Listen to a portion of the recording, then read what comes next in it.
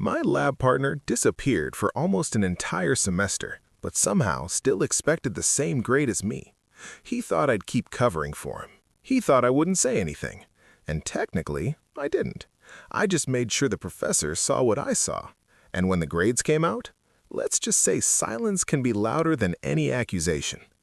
If you've ever carried someone else's weight while they took the credit, this story is going to hit home. Subscribe if you believe karma doesn't need noise to work. Like this video and tell me in the comments, would you have exposed him or stayed quiet? Alright, let's get into it. I'm in my second year of university. Last fall, I had a compulsory lab course, the kind that makes up a painful chunk of your GPA. Attendance wasn't just encouraged, it was everything. Experiments built on each other. Miss one week and you were lost the next. On the first day, we were assigned partners randomly. That's how I met Marcus. First impressions? Completely normal. He showed up the first 2 sessions, quiet, polite, asked a couple of questions. I figured we'd be fine. Not best friends, but functional. Week 3, he arrived 20 minutes late, breathless, mumbled something about traffic. Week 4, he didn't show up at all. About an hour into the session, while I was measuring solution concentrations alone, my phone buzzed. Hey, what did we get for trial 2? No apology, no explanation. Just, what did we get? I stared at the message longer than I'd like to admit. My jaw tightened. I could feel that slow burn, the kind that creeps up your neck and settles behind your eyes. But I told myself maybe something was going on. Family issue? Health problem? I didn't want to be that person who escalates things too quickly. So I sent him the data. The next week, same thing. Except this time he texted before the lab even started. Can you just send me everything after? That was the moment something shifted. Not explosive anger, not confrontation, just clarity. He wasn't struggling. He was outsourcing. From that point on, the pattern became predictable. He'd skip lab sessions entirely. Then he'd magically reappear on submission days, the days we had to turn in formal write-ups. He'd sit down, skim the document I'd already written, maybe change a word or two, and then confidently add his name at the top. Every single time.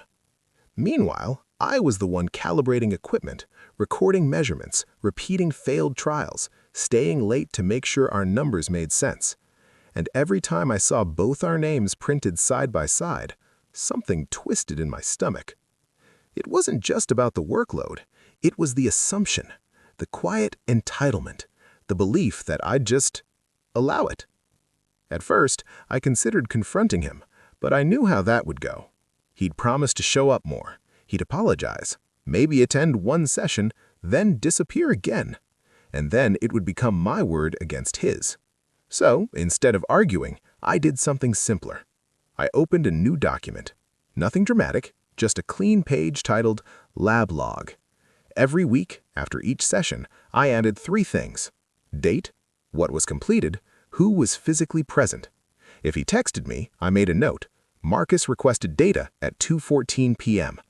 If he showed up for submission day only, I wrote, present for write-up, absent for experiment. No commentary, no emotion, no accusations, just facts. It became almost therapeutic.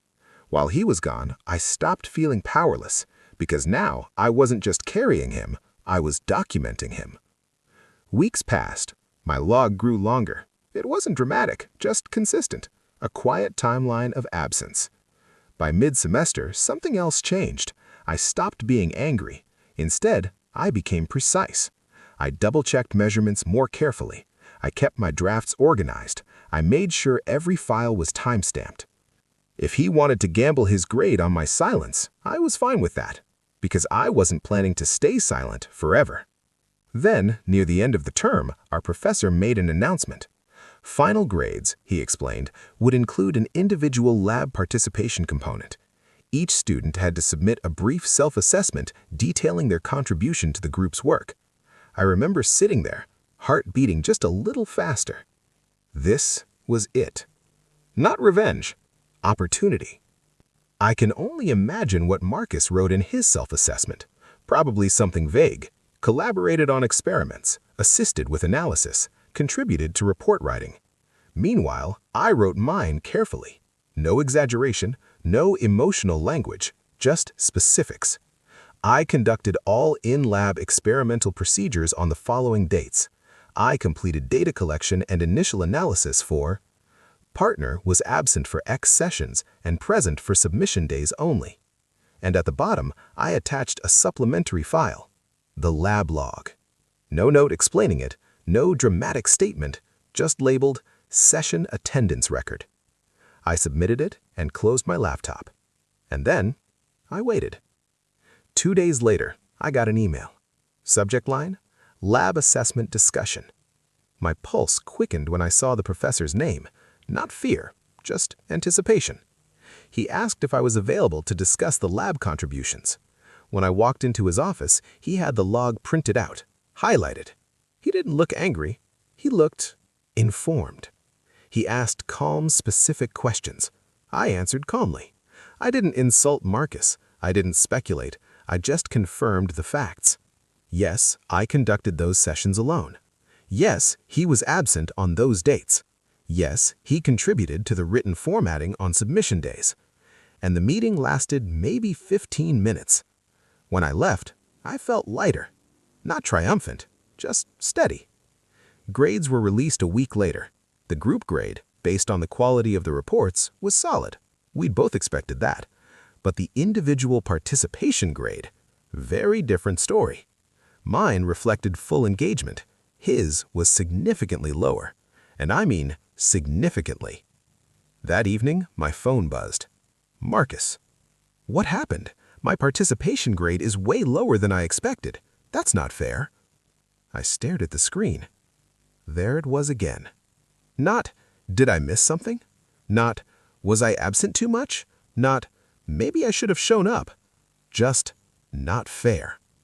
My thumb hovered over the keyboard. I could have explained. I could have said, I submitted a log. I could have said, you weren't there. But then I realized something. I had already said everything that needed to be said. Not with words, with records. So I locked my phone, and I didn't respond. Because the truth didn't need commentary. And for the first time all semester, I felt completely at peace. The best part wasn't his lower grade. It wasn't even the professor validating my work. It was the realization that I didn't have to yell to be heard. I didn't have to create drama. I didn't have to confront him publicly. I didn't have to beg for fairness. All I had to do was let reality speak for itself. Marcus didn't fail. He just received exactly what he earned. And I received exactly what I worked for. No more, no less. That's the kind of justice that actually feels clean.